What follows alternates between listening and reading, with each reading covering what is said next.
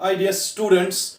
We are going to take another topic from general organic chemistry, that is isomerism in organic compounds. Organic compounds, especially hydrocarbons, कौन कौन से type का isomerism show करते हैं वो हम आज के इस लेक्चर में स्टार्ट करेंगे। तो देखते हैं बेटा, आइसोमेरिज्म हम किसे कहते हैं। आइसोमेरिज्म आपको मैं समझाता हूं ऐसे। It is simply the phenomenon of representing two or more organic compounds having same molecular formula but different physical and chemical properties.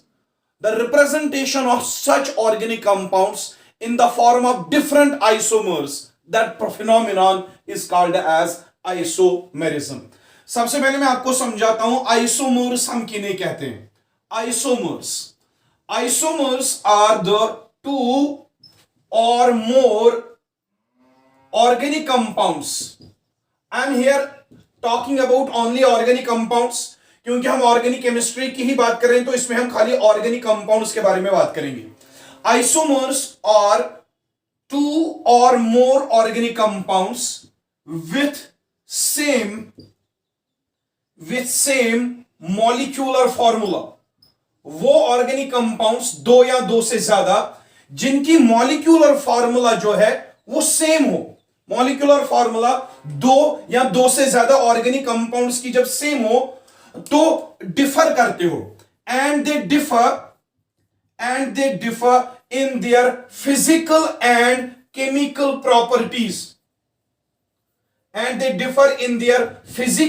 Chemical properties. Such organic compounds are called as isomers. तो बेटा isomers याद रखना, isomers वो organic compounds होते हैं, दो हो सकते हैं या दो से ज्यादा भी हो सकते हैं, जिनकी मॉलिक्यूलर फॉर्मूला सेम हो लेकिन वो डिफर होते हो in there physical and chemical properties. Then those organic compounds differing in their physical and chemical properties having same molecular formula, such organic compounds are called as isomers, and this phenomenon is called as isomerism. अब हमारे पास बहुत सारे organic compounds हो सकते हैं जिनकी molecular formula same हो लेकिन फिजिकल केमिकल प्रॉपर्टीज उनकी डिफरेंट हो, तो हम डिफरेंट आइसोमेरिक फॉर्म्स लिख सकते हैं डिफरेंट कंपाउंड्स के लिए। और उन्हीं उसी फिनोमिनन को जिसमें हम different types of organic compounds जो different physical and chemical properties show करते हैं despite their molecular formula same है, तो उसके बावजूद हम उनको सेम डिफरेंट आइसोमेरिक फॉर्म्स में रिप्रेजेंट करते हैं और इस फिनोमिनन को हमने आइसोमेरिज्म नाम दिया है। So isomerism is the representation of two or more organic compounds having same molecular formula in different structural forms or stereo forms. That phenomenon is called as isomerism. तो बेटा देख लीजिए, आप ये नहीं कहना कि आइसोमर्स हम उन ऑर्गेनिक कंपाउंड्स को कहते हैं जिनकी सेम मॉलिक्यूलर फॉर्मूला हो या डिफरेंट स्ट्रक्चर हो। स्ट्रक्चर की बात अभी मत कीजिए, अभी हम कहेंगे आइसोमर्स वो ऑर्गेनिक कंपाउंड्स है जिनकी मॉलिक्यूलर फॉर्मूला सेम तो होती है लेकिन वो डिफर करते हैं in their physical and chemical properties. Different structure नहीं कहिएगा, वो हम आगे जाके कहेंगे, स्ट्रक्चर की बात हम आगे जाके करेंगे। तो ऑर्गेनिक कंपाउंड्स में जब आप आइसोमेरिज्म पढ़ते हैं, isomerism in case of organic compounds it is of two types. Organic compounds दो तरह के आइसोमेरिज्म शो करते हैं। एक number first that is called as structural isomerism. जो पहला टाइप है आइसोमेरिज्म का, दैट इज स्ट्रक्चरल आइसोमेरिज्म, जो हमें इन डिटेल पढ़ना है। और दूसरा जो हमें पढ़ना है दैट इज स्टीरियो आइसोमेरिज्म,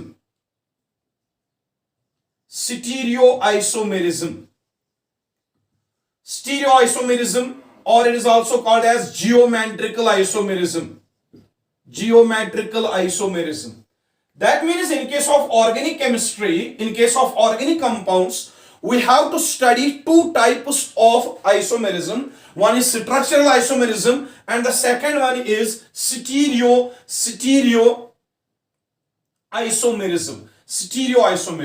तो सबसे पहले हम डिस्कस करेंगे बेटा स्ट्रक्चरल आइसोमेरिज्म के बारे में, क्योंकि आपका जो ये बेसिक्स ऑर्गेनिक केमिस्ट्री का यूनिट है, जो 11th का यूनिट है, some basic concepts of chemistry, उसमें आपको खाली स्ट्रक्चरल आइसोमेरिज्म पढ़ने हैं। ये स्टीरियो आइसोमेरिज्म वाला केस ये हमें ऑर्गेनिक केमिस्ट्री हाइड्रोकार्बन में पढ़ना होगा। हाइड्रोकार्बन का जो दूसरा लेक्चर आएगा ऑर्गेनिक केमिस्ट्री में, जिसमें हमें अल्कीन्स अल्काइन्स अल्काइन्स अल्कीन्स पढ़ने हैं, तो उसमें आपको ये वाला आइसोमेरिज्म का केस पढ़ना है। यानी कि जीओसी वाले basic concept of general organic chemistry में हमें इसके बारे में नहीं पढ़ना है। तो इस वाले यूनिट में जो यूनिट हम पढ़ रहे हैं, some basic concepts of organic chemistry, उसमें खाली स्ट्रक्चरल आइसोमेरिज्म आपके सिलेबस में दिया गया है। तो हम खाली यही पढ़ते हैं, इसको हम अभी टच नहीं करेंगे, क्योंकि जो दूसरा यूनिट आएगा ऑर्गेनिक केमिस्ट्री का, उसमें हमें स्टीरियो आइसोमेरिज्म इन डिटेल पढ़ना है, उसमें हमें सिस ट्रांस आइसोमेरिज्म पढ़ने हैं, या हमें फिर डेक्स्ट्रो रोटरेटरी लेवो रोटरेटरी कंपाउंड्स पढ़ने हैं, ऑप्टिकल आइसोमेरिज्म हमें पढ़नी है। तो ये हम दूसरे यूनिट पे छोड़ देते हैं, अभी हम स्ट्रक्चरल आइसोमेरिज्म के रिलेटेड बात करेंगे। तो हटा देते हैं इसको। So the main type of isomerism shown by organic compounds is structural isomerism. Structural isomerism हमें मेन टाइप पढ़ना है यहां पे आइसोमेरिज्म का। अब देखिए स्ट्रक्चरल आइसोमेरिज्म कहते किसे हैं। हमने पहले कहा था अगर हमारे पास दो या दो से ज्यादा ऑर्गेनिक कंपाउंड्स प्रेजेंट हो, ऑर्गेनिक कंपाउंड्स प्रेजेंट हो जिनकी सेम मॉलिक्यूलर फॉर्मूला हो, बट वो डिफर करते हो in there physical and chemical properties. फिर ऐसे ऑर्गेनिक कंपाउंड्स जिनकी सेम मॉलिक्यूलर फॉर्मूला हो, उनका different physical and chemical properties हो, ऐसे ऑर्गेनिक कंपाउंड्स को हम आइसोमर्स कहते हैं। Isomers. If these isomers in addition to differing in their physical and chemical property, if these isomers also differ in their structures, बेटा एक चीज याद रखना, आइसोमर्स की मॉलिक्यूलर फॉर्मूला सेम होती है और इनकी ये डिफर किसमें होते हैं, mainly isomers in their physical and chemical properties में डिफर होते हैं। अगर फिजिकल और केमिकल प्रॉपर्टीज को डिफर होने के अलावा आइसोमर्स डिफरेंट स्ट्रक्चर्स भी शो करें, then these isomers are called as structural isomers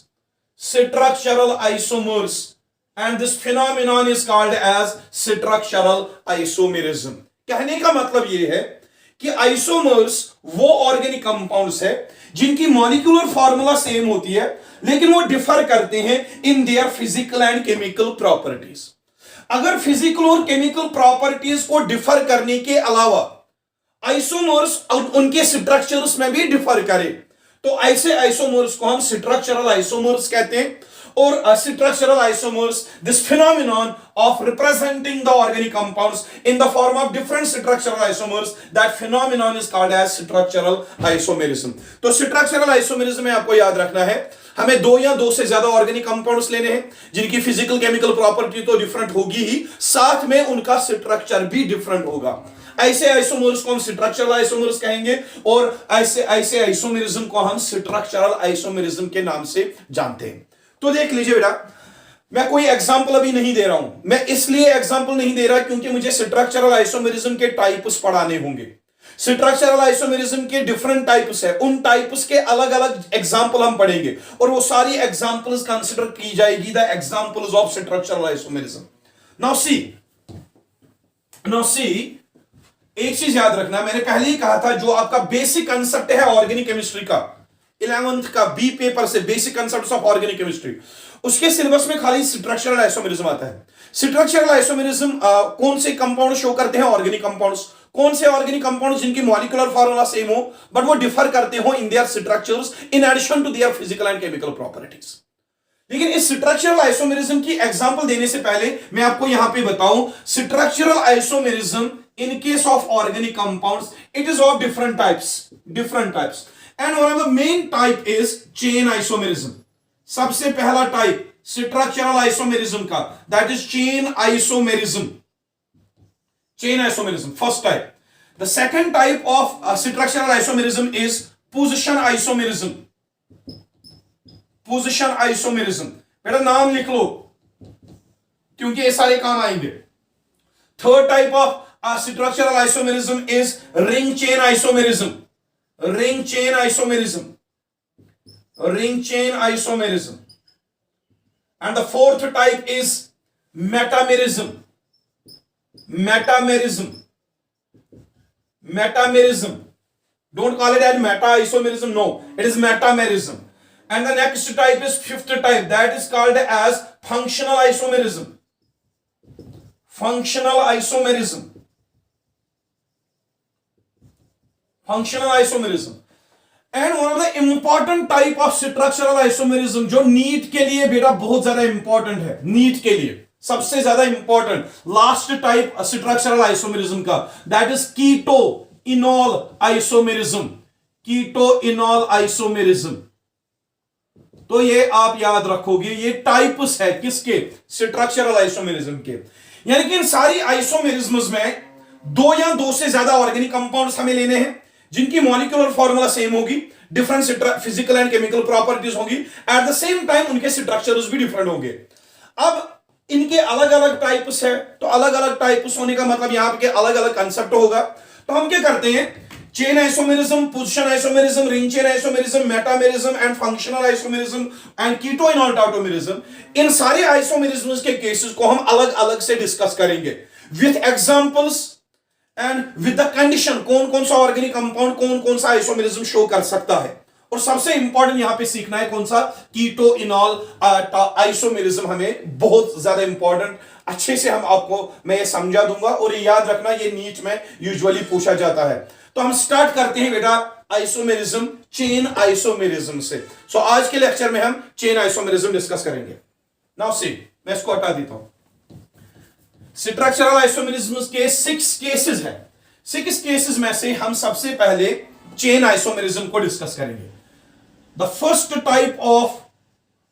type of structural isomerism is chain isomerism. Now see बेटा, जब स्ट्रक्चरल आइसोमेरिज्म का पहला टाइप चेन आइसोमेरिज्म, जब आपके पास दो या दो से ज्यादा ऑर्गेनिक कंपाउंड हो, उनकी मॉलिक्यूलर फार्मूला भी सेम होगी, स्ट्रक्चर डिफरेंट होगा, लेकिन वो स्ट्रक्चर डिफरेंट क्यों होगा इन कंपाउंड्स में. चेन आइसोमेरिज्म में क्या होता है, आइसोमर्स का मॉलिक्यूलर फार्मूला सेम होगा, स्ट्रक्चर डिफरेंट होगा, लेकिन स्ट्रक्चर में डिफरेंस क्या होगी, ये जो चेन आइसोमेरिज्म में आइसोमर्स होते हैं, they differ in the number of carbon atoms in their principal carbon atom chain. याद रखना बेटा, in case of chain isomerism, the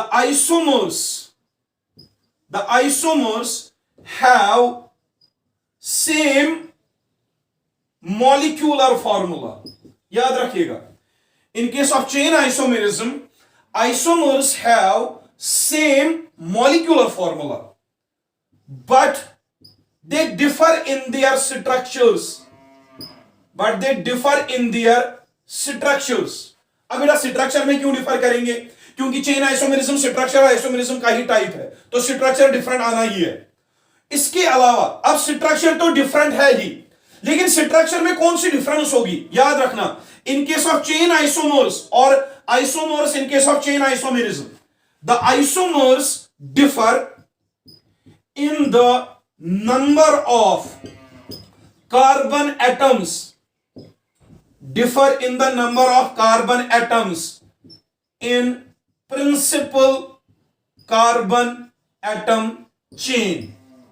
बेटा याद रख लीजिएगा ये बात, जो चेन आइसोमेरिज्म होती है, चेन आइसोमेरिज्म में आइसोमर्स की मॉलिक्यूलर फार्मूला सेम होती है, स्ट्रक्चर डिफरेंट होते हैं, लेकिन स्ट्रक्चर किस वजह से डिफरेंट होते हैं, इन आइसोमर्स में, चेन आइसोमेरिज्म के आइसोमर्स में जो आइसोमर्स स्ट्रक्चर डिफरेंट शो करते हैं, वो आइसोमर्स स्ट्रक्चर इसलिए डिफरेंट शो करते हैं क्योंकि इन आइसोमर्स में number of carbon atoms in principal carbon atom chain वो डिफरेंट होता है. बेटा मैं एग्जांपल दे देता हूं, आपको समझ आ जाएगा, आप समझ लेना अच्छे से. चेन आइसोमेरिज्म में हम चेन आइसोमर्स किनको कहेंगे, वो आइसोमर्स जिनकी मॉलिक्यूलर फार्मूला सेम होगी, डिफरेंट स्ट्रक्चर होंगे, लेकिन डिफरेंट स्ट्रक्चर्स में आइसोमर्स डिफर करते होंगे in the number of carbon atoms present in principal carbon atom chain. Now see here, I will take one example. I am having one compound C, single bond C, single bond C,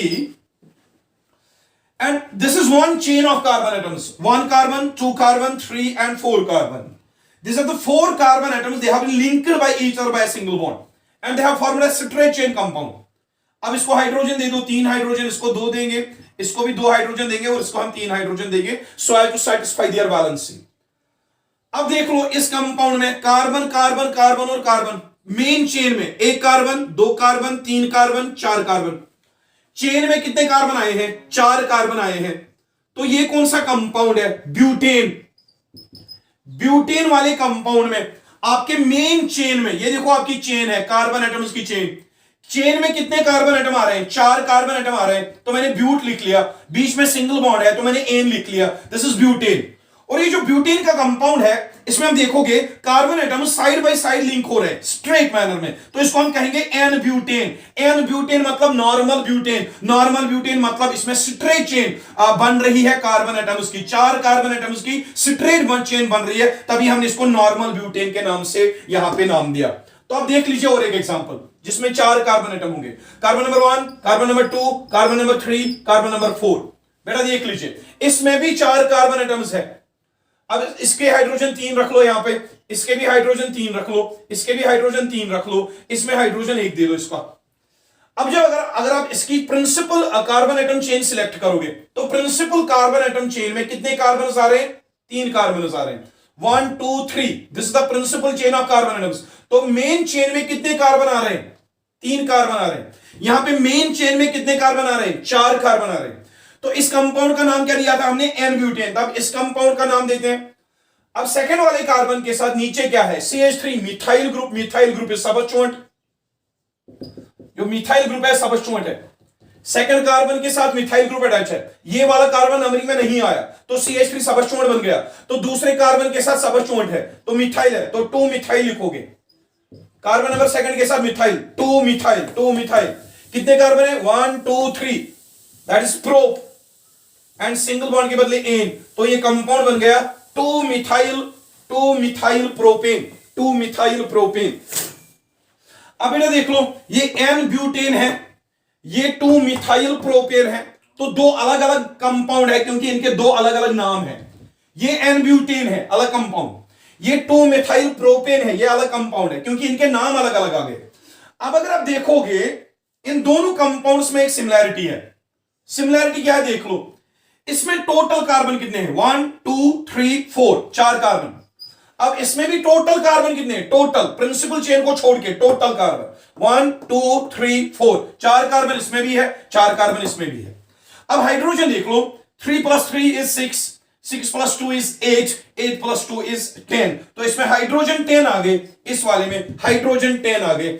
अब इसमें देखो hydrogen यहां पे 3 है, यहां पे 3 है और यहां पे 3 है, वही 9, 9 + 1 = 10. यहां पे भी हाइड्रोजन 10 है. अब इन दोनों कंपाउंड्स की molecular formula that is C4H10. Both compounds have same molecular formula. इस और इस वाले कंपाउंड की जो मॉलिक्यूलर फॉर्मूला है, जिसे हम कंपोजिशन भी कहते हैं.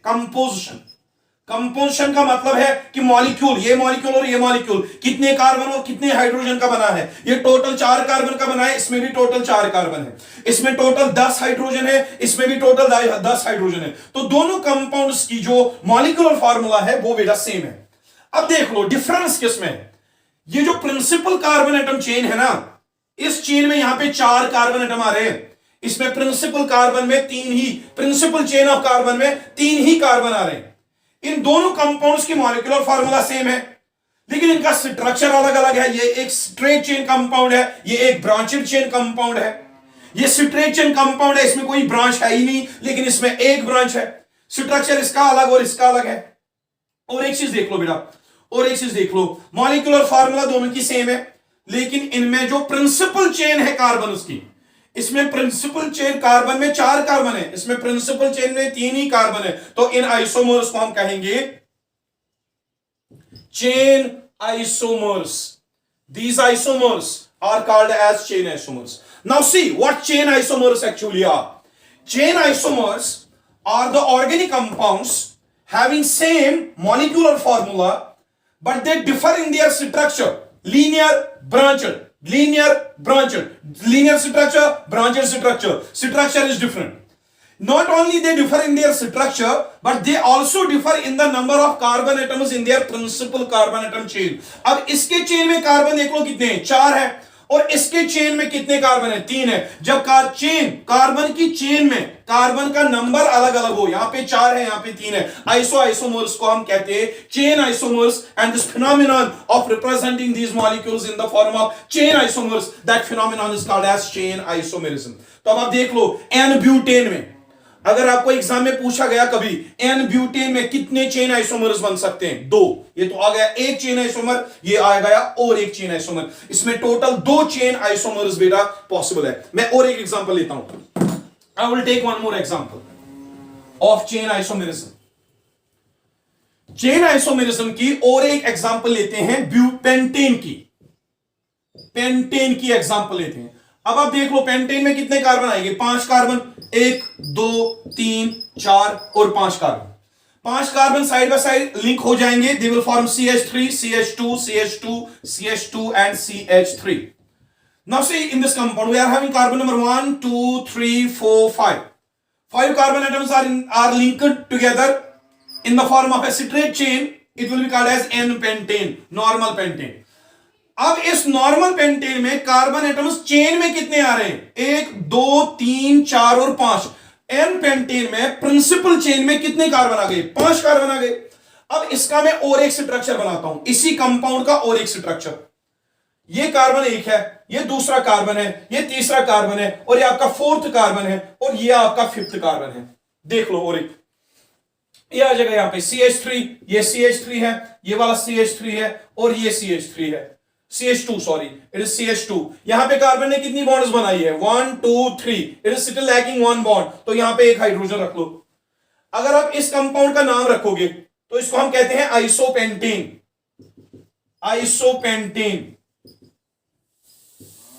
अभी आइसोपेंटेन क्यों है, क्योंकि आप देख लो ये कार्बन नंबर 1 है, ये कार्बन नंबर 2 है। कार्बन नंबर 2 से नीचे क्या आ रहा है, मिथाइल ग्रुप। जब कार्बन नंबर 2 पे नीचे मिथाइल ग्रुप आ जाए, it is called as iso. Total carbon कितने हैं, 5, तो आइसोपेंटेन है। अब देखो एन पेंटेन और आइसोपेंटेन में क्या फर्क है, इसमें 5 carbon atom side by side link हो रहे हैं, they form a straight chain, और इसमें maximum 4 carbon side by side link हो रहे हैं। यहां पे प्रिंसिपल चेन में 5 कार्बन है, यहां पे प्रिंसिपल चेन में 4 कार्बन है।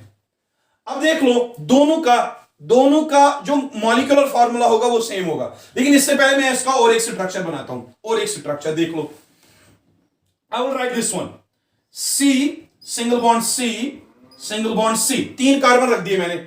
यहां पे मैं रख रहा हूं मिथाइल ग्रुप, यहां पे मैं और एक मिथाइल ग्रुप रख रहा हूं। आप देख लो यहां पे CH3 आएगा, ये आएगा CH3, ये आएगा CH3, ये आएगा और एक CH3। आप इसमें टोटल कार्बन काउंट करो, 1 2 3 4 5, टोटल 5 कार्बन है, तो मैं लिखूंगा पेंट। सिंगल बॉन्ड से खाली मैं लिखूंगा एन, पेंटेन।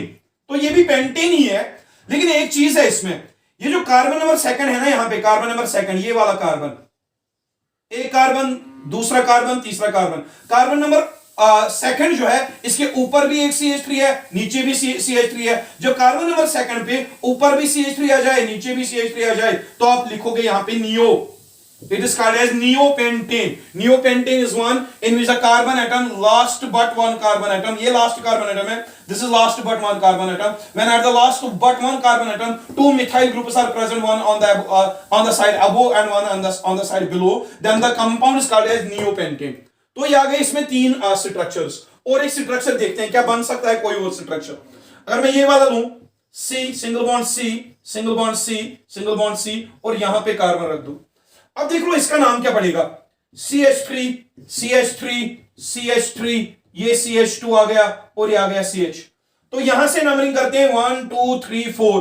अब 4 कार्बन वाली एक चेन तो पहले ही आ गई है, यहां पे 4 कार्बन वाली चेन आ गई है, तो इसमें भी 4 कार्बन वाली चेन है, तो ये इसका आइसोमर नहीं है, ये और ये सेम बनता।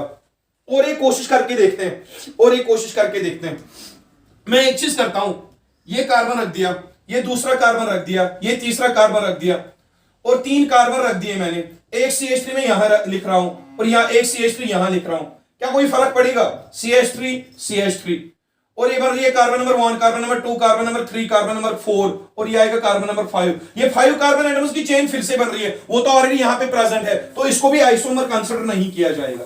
तो आप देख सकते हैं, एक तो यहां पे एन पेंटेन बना, और आपका आइसोपेंटेन यहां पे बन रहा है, और यहां पे नियोपेंटेन बन रहा है। अब अगर इन तीनों स्ट्रक्चर्स में देखोगे, कार्बन कितने हैं इसमें टोटल? 1 2 3 4 5, इसमें टोटल कार्बन काउंट करो 5 है। इसमें भी total carbon count irrespective of the chain, यहां पे 4 कार्बन है, 1 2 3 4, यहां पे भी एक और आ रहा है 5 कार्बन। यहां पे भी कार्बन देख लो, 1 2 3 4 5, तो यहां पे भी 5 कार्बन आ रहे हैं, यहां पे भी। अब हाइड्रोजन देख लो, 3 + 3 that is 6 + 2 is 8 + 2 is 10 + 2 is 12। Hydrogen इस वाले केस में 12 है। अब यहां पे देखते हैं, 3 + 3 6 + 3 इज 9, 9 + 2 दैट इज 11 + 1 इज 12। तो इसमें हाइड्रोजन देख लो, 3 + 3 6 + 3 इज 9 + 3 इज 12। तो इसमें भी हाइड्रोजन 12, इसमें भी हाइड्रोजन 12, इसमें भी हाइड्रोजन 12। तो इन दोनों का जो मॉलिक्यूलर फार्मूला है, इन तीनों का molecular formula that is C5H12। That means all the 3 compounds they are having same molecular formula. तीनों की मॉलिक्यूलर फार्मूला क्या है? सेम है। तो सेम मॉलिक्यूलर फार्मूला आ रही है, तो और एक चीज देख लो बेटा, सेम मॉलिक्यूलर फार्मूला तो आ रही है, लेकिन स्ट्रक्चर अलग अलग है। ये एक स्ट्रेट चेन कंपाउंड है एन पेंटीन, ये एक ब्रांचेड चेन कंपाउंड है आइसोपेंटीन। इसमें 2 ब्रांचेस है, एक ऊपर की तरफ की और नीचे की तरफ नियोपेंटीन। इनका स्ट्रक्चर अलग अलग है, अलग अलग है। तो इन कंपाउंड्स को, ये कंपाउंड नंबर ए है, ये कंपाउंड नंबर बी है, और ये आपका कंपाउंड नंबर सी है। इनको मैं ऊपर लिख लेता हूं, compound number 1, compound number B, compound number C, A B and C. all these 3 compounds, they are having same molecular formula, but they differ in their structure. Structure is different. Most importantly, what they differ in, किसमें differ हो रहे हैं? यहां पे principal carbon atom में 5 carbon है, यहां पे प्रिंसिपल कार्बन एटम में 4 कार्बन है, और यहां पे प्रिंसिपल कार्बन एटम चेन में 3 ही कार्बन है। 1 2 3, ये प्रिंसिपल कार्बन एटम की चेन है। 3 कार्बन एटम प्रिंसिपल चेन में, 4 कार्बन एटम प्रिंसिपल चेन में, और 5 कार्बन एटम प्रिंसिपल चेन में। That means they also differ. These three compounds, they also differ in the number of carbon atoms. In the number of carbon atoms in principal carbon atom chain. बेटा देख लो, एक organic compound, दूसरा organic compound, तीसरा organic compound, तीनों organic compounds की molecular formula same है, लेकिन इनका स्ट्रक्चर अलग अलग है। तीनों का स्ट्रक्चर अलग अलग है। स्ट्रक्चर तो अलग अलग है, लेकिन साथ ही में इसके प्रिंसिपल चेन में 5 कार्बन है, इसके प्रिंसिपल चेन में 4 कार्बन है, और इसके प्रिंसिपल चेन में 3 कार्बन है। तो यहां पे स्ट्रक्चर डिफरेंट होने के साथ साथ प्रिंसिपल कार्बन एटम चेन में कार्बन एटम्स का नंबर भी अलग अलग आ रहा है। ऐसे कंपाउंड्स को हम चेन आइसोमर्स कहते हैं।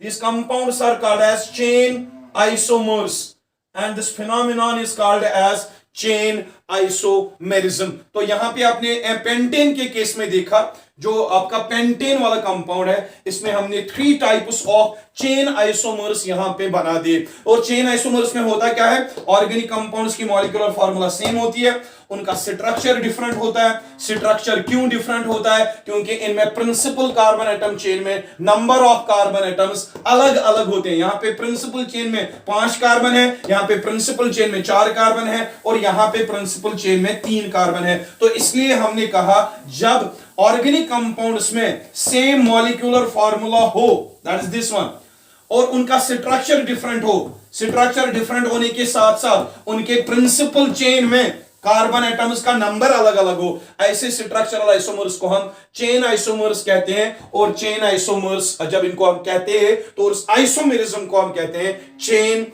isomerism. So this was all about chain isomerism. Inshallah, in our next lecture we will be discussing position isomerism and we will be discussing the other types of isomerism. जो आज का lecture था वो isomerism का खाली introduction हमने दे दिया और इसमें हमने चेन आइसोमेरिज्म बेटा डिस्कस किया यहाँ पे. So soon we will be coming with new lecture regarding isomerism. Till then, take care of yourself and खुदा हाफिज.